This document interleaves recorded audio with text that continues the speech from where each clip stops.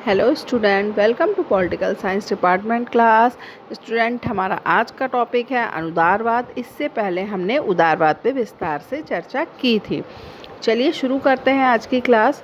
Student, अनुदारवाद क्या है? जैसा कि आपको पता है कि राजनीति शास्त्र का उदय राज्यों के साथ ही हो गया था और प्राचीन यूनानी जो राजनीतिक चिंतक थे उनके अध्ययन का केंद्र बिंदु क्या था? आदर्श राज था। लेकिन जो मध्यकाल के विचारक थे उन विचारकों ने पृथ्वी पर ईश्वरीय राज की स्थापना पर बहुत जोर दिया था। स्टूडेंट, आपको पता है कि 19वीं शताब्दी तक राजनीति शास्त्र में ऐतिहासिक, दार्शनिक और संस्थागत अध्ययन को केंद्र माना गया। प्राचीन काल से लेकर 20वीं शताब्दी तक राजनीति विज्ञान के अध्ययन को अनुदारवाद या परंपरागत या रूढ़वादी राजनीतिक सिद्धांत की संज्ञा दी गई। ठीक है, तो अब हम बात करेंगे अनुदारवादी राजनीतिक सिद्धांत के अर्थ के बारे में और उसकी परिभाषाओं पे भी एक नज़र डालेंगे। तो अगर हम अनुदारवादी नज़रिए से राजनीति शास्त्र को 3 अर्थों में परिभाषित करें तो आपको बहुत अच्छे से समझ में आएगा। जैसे कि राज्य के अध्ययन के रूप में स्टूडेंट, ब्लंट सली, गार्नर ऐसे विद्वानों ने राजनीति शास्त्र के इसी आधार पर इसकी परिभाषाएं दी। ब्लंट सली ने कहा कि राजनीति शास्त्र वो शास्त्र है जिसका संबंध राज्य से है, जो राज्य की आधारभूत स्थितियों, उसकी प्रकृति और विभिन्न स्वरूप और विकास को समझने की कोशिश करता है। ठीक है, गार्नर ने क्या कहा राज्य के अध्ययन के रूप में राजनीति शास्त्र को? उन्होंने कहा कि राजनीति शास्त्र का आरंभ और अंत राज्य के साथ ही होता है। तो ये हम बात कर रहे हैं अनुदारवादी राजनीति शास्त्र को 3 अर्थों में प्रस्तुत करते हैं। एक राज्य के अध्ययन के रूप में, एक सरकार के अध्ययन के रूप में और राज्य, सरकार और व्यक्ति के अध्ययन के रूप में। ठीक है, अब बात करते हैं सरकार के अध्ययन के रूप में इनका क्या कहना है। राजनीतिक सिद्धांत का सरकार के अध्ययन के रूप में विकास अमेरिका में 20वीं शताब्दी में शुरू हुआ। स्टूडेंट, सीले और लीकॉक ने राजनीति शास्त्र को सरकार के रूप में परिभाषित किया है। सीले ने कहा कि राजनीति विज्ञान उसी प्रकार सरकार के तत्वों का अनुसंधान करता है जैसे संपत्ति शास्त्र संपत्ति का, जीव शास्त्र जीव का, बीज गणित अंक का और ज्यामिति शास्त्र स्थान और लंबाई चौड़ाई का करता है। साथ ही साथ लीकॉक ने भी कहा कि राजनीति शास्त्र सरकार से संबंधित अध्ययन है। ठीक है, अब बात करते हैं राज्य, सरकार और व्यक्ति के अध्ययन के रूप में इन लोगों ने क्या कहा। स्टूडेंट, लास्की, हरमन, हेलर आदि विद्वानों ने राजनीति शास्त्र को इसी नज़रिए से परिभाषित करने की कोशिश की। लास्की ने कहा कि राजनीति शास्त्र के अध्ययन का संबंध संगठित राज्यों से संबंध व्यक्तियों के जीवन से है। हरमन हेलर ने कहा कि राजनीति शास्त्र के सर्वांगीण स्वरूप का निर्धारण व्यक्ति संबंधी आधारभूत पूर्व मान्यताओं द्वारा होता है। तो इस तरीके से हम कह सकते हैं कि अनुदारवादी राजनीतिक सिद्धांत के अंतर्गत राज्य, सरकार, उनसे संबंधित संस्थाओं के संगठनात्मक स्वरूप, उन संगठनों की प्रक्रियाओं के प्रकार्यात्मक पक्ष, कानूनी राजनीतिक संस्थाओं की अच्छाई बुराई, निर्णय निर्माण नियंत्रण की राजनीति, नियमों और कार्यों के नियमबद्ध प्रशासन के मानवीय वातावरण का अध्ययन करते हैं। अब बात करेंगे अनुदारवाद की विशेषताओं की।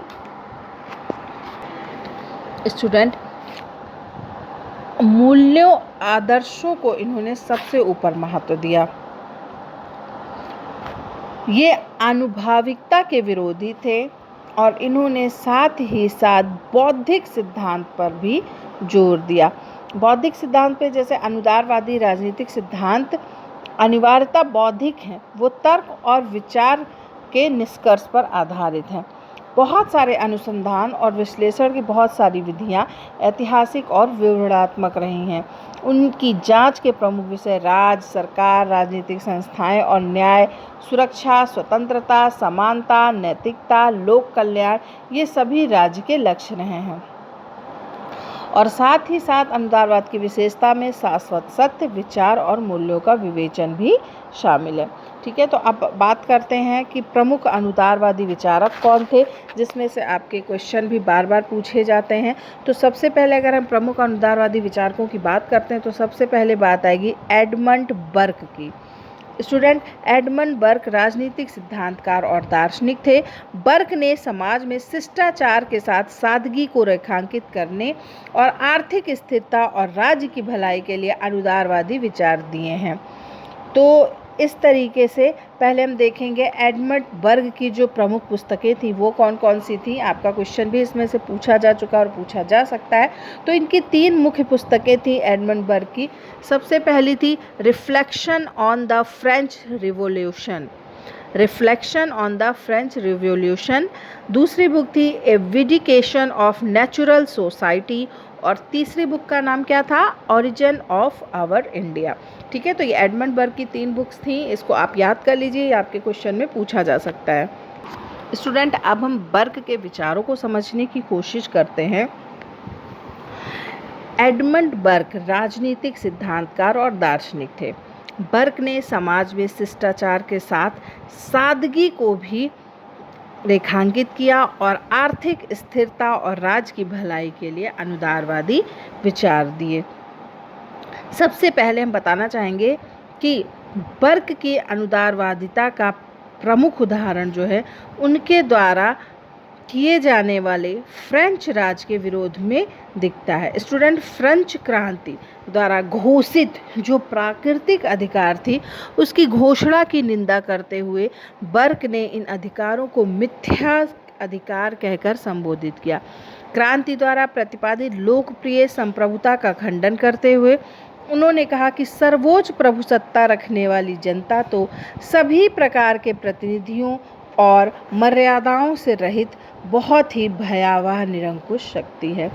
स्टूडेंट, क्रांति के जरिए प्रतिपादित बहुमत शासन की धारणा को नकारते हुए उन्होंने कुलीन तंत्र का समर्थन किया। वो लिखित संविधान को सबसे बड़ी मूर्खता समझता था और रूढ़िगत प्रथाओं पर आधारित विधान को सर्वोत्तम मानता था। स्टूडेंट, बर्क पुरातन परंपराओं, संस्थाओं और प्रथाओं का समर्थक था। उसका बहुत ही दृढ़ विश्वास था कि जो संस्थाएं शताब्दियों से विद्यमान हैं और लोगों की मान्यताओं में उतर चुकी हैं वो उचित हैं और उसके दीर्घकालीन अस्तित्व में उसका औचित्य निहित है।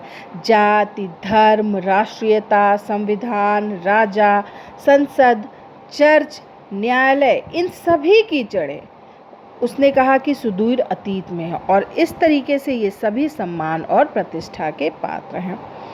स्टूडेंट, बर्क एक धार्मिक व्यक्ति था और इंग्लैंड के चर्च का वो बहुत ही प्रबल समर्थक था। उसका मानना था कि धर्म भावना के अभाव में कोई भी व्यक्ति एक अच्छा नागरिक नहीं बन सकता। वो समाज, उसके इतिहास, उसकी संस्थाओं और क्रियाकलाप के लिए धार्मिक श्रद्धा रखता था। इसलिए वो उनसे दूर ले जाने वाले हर क्रांतिकारी कदम की आलोचना करता था। स्टूडेंट, बर्क की मानव समानता और जन प्रभुसत्ता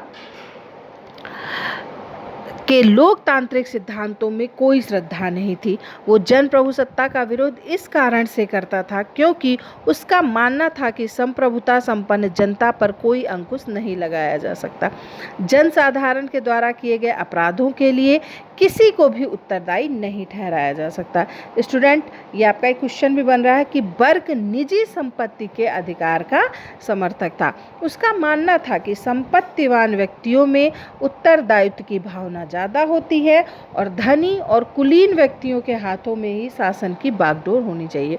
उसका ये भी मानना था कि लोगों को उनकी संपत्ति के अनुसार मतदान का अधिकार भी होना चाहिए।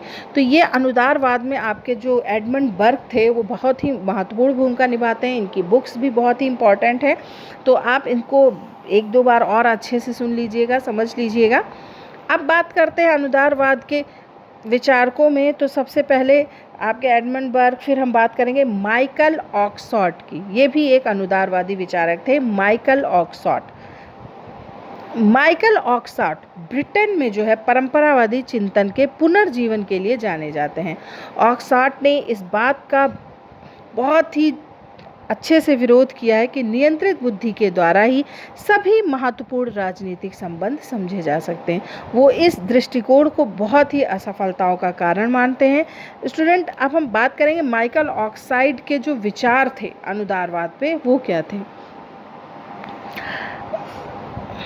ऑक्सफोर्ड के विचार में राजनीतिक जीवन का ज्ञान मात्र पुस्तकें पढ़ने से संभव नहीं है। ऑक्सफोर्ड राजनीति को ऐसे जन समुदाय को जो चाहे अनचाहे एक दूसरे के निकट आ गए जन समुदाय के सामान्य प्रबंध की गतिविधि मानता है। उनके अनुसार राजनीति किसी भी समूह में हो सकती है, लेकिन इसका प्रयोग मुख्य रूप से राज्यों के संदर्भ में किया जाता है। ऑक्सफोर्ड ने कहा कि राजनीति एक ऐसी गतिविधि है जिसमें समाज की प्रचलित प्रथाओं की निकट जानकारी प्राप्त करके उसका अनुसरण किया जाता है। वो इतिहास के जरिए से जाने गए पूर्वग्रहों, परंपराओं और ज्ञान को बुद्धि से ज़्यादा महत्वपूर्ण मानते हैं। स्टूडेंट, ऑक्सफोर्ड ने अपने अनुभव आधारित विश्लेषण में उन आयामों की भी पुनर्स्थापना पर बल दिया जिन्हें सिद्धांतकारी लेखक जो हैं वो सामान्यतः नकार देते हैं। ऑक्सफोर्ड की एक बुक थी experience and it's modes, book का नाम था एक्सपीरियंस एंड इट्स मोड्स। उसमें उन्होंने कहा कि आधारभूत रूप से दर्शन और विज्ञान अलग अलग गतिविधियां हैं और इनमें से किसी एक की पद्धतियां दूसरे में प्रयोग करने का कोई औचित्य नहीं है। स्टूडेंट, दर्शन वैज्ञानिक चिंतन की पद्धतियों से कुछ नहीं सीख सकता, उन्होंने ये भी कहा। और साथ ही साथ राज्य के लिए नियम और संस्थाएं उन्होंने बताया सर्वाधिक उपयुक्त होते हैं जब वो व्यक्तियों के लिए सुपरिचित हो और उनमें कोई महत्वपूर्ण परिवर्तन ना किया जाए, लेकिन अगर वर्तमान प्रबंध में कोई असंगति पैदा हो तो उनमें सुधार बहुत ही ज़्यादा जरूरी हो जाता है। स्टूडेंट, ऑक्सफोर्ड जो है दर्शन और चिंतन के संपूर्ण ज्ञान प्रणाली नहीं मानते हैं, बल्कि उन्हें केवल चिंतन का एक तरीका मानते हैं जिनका ध्येय केवल समझना और व्याख्या करना है। वो दर्शन को जीवन के उन्नति करने का साधन भी नहीं मानते। ऑक्सफोर्ड के विचार से दर्शन सामाजिक जीवन के सार को समझने और उसका अनुसरण करने की कोशिश है।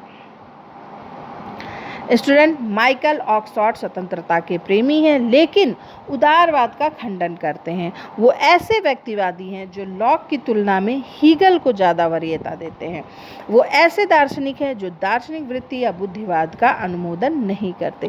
ठीक है, तो अब हम आपको माइकल ऑक्सफोर्ड की जो मुख्य पुस्तकें हैं वो भी हम ज़रूर बताएंगे क्योंकि आपके एग्ज़ाम में पूछी जाती हैं।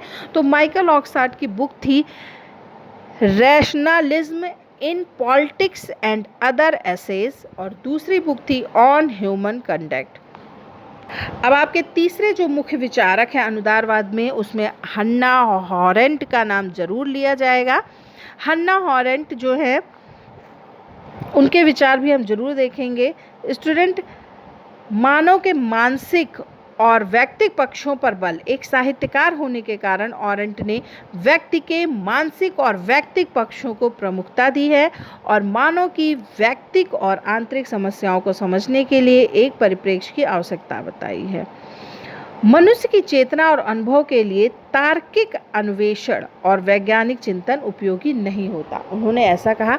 साथ ही साथ हॉरेंट जो है वो अमूर्त विचारों के प्रति आरुचि अभिव्यक्त करती हैं और भावना की भौतिक गतिविधियों में निष्ठा अभिव्यक्त करती हैं। साथ ही साथ व्यक्तिनिष्ठ अनुभूति को क्रमबद्ध नहीं किया जा सकता, उन्होंने ये भी कहा कि उसको केवल यथार्थ रूप से अनुभव किया जा सकता है। स्टूडेंट, हन्ना हॉरेंट की कुछ प्रमुख पुस्तकें भी हैं, वो भी ज़रूर आप एक बार पढ़िए, याद करिए, आपके एग्ज़ाम में पूछा जा सकता है। इनकी जो प्रमुख पुस्तकें हैं वो हैं origins of totalitarianism, the human condition, और तीसरी बुक है between past and future, 6 exercise in political thoughts, और चौथी बुक थी ऑन रिवॉल्यूशन। तो ये उनकी जो है पुस्तकें थी। और साथ ही साथ इतिहास की महाविपत्तियों और सर्वाधिकारवाद का विवेचन करते समय हॉरेंट ने बार बार ये बताया कि हमें अस्तित्व को नए सिरे से चुनने और बनाने का अवसर प्राप्त हुआ है। कुछ भी पूर्व निर्धारित नहीं है, सब कुछ नए सिरे से निर्धारित किया जाना है, चाहे वो कानून, नैतिकता, संविधान आदि का विषय क्यों ना ही हो। ये इतिहास का अंत ना होकर उसका प्रथम सुनियोजित प्रारंभ है। पहली बार इस कटु स्थिति को स्वीकार कर लेना चाहिए कि हमें मसीहा युग, वर्गहीन समाज और स्वर्ण आदि कुछ भी दिए जाने का कोई भी वचन नहीं दिया गया है। तो चलिए, ये आज का टॉपिक अनुदारवाद जो है वो समाप्त होता है। मैं उम्मीद करती हूँ कि आप सभी को अच्छे से समझ में आया होगा। हमारी ऑफलाइन क्लास ज़रूर ज्वाइन करें, जिससे आपके नेट के क्लास को तैयार करने में आपको बहुत ज़्यादा सुविधा होगी। स्टूडेंट, हम स्टडी मटेरियल्स के साथ आपके नेट की तैयारी को बहुत अच्छे से करवाते हैं। हमारी जो डिटेल है, कॉन्टैक्ट डिटेल है, वो हमने डिस्क्रिप्शन बॉक्स में दे दिया है, आप वहाँ से हमें कॉन्टैक्ट कर सकते हैं। स्क्रीन पे भी शो हो रहा है। हमारे चैनल को सब्सक्राइब ज़रूर करें, इसे लाइक शेयर करना मत भूलिएगा। Thank you.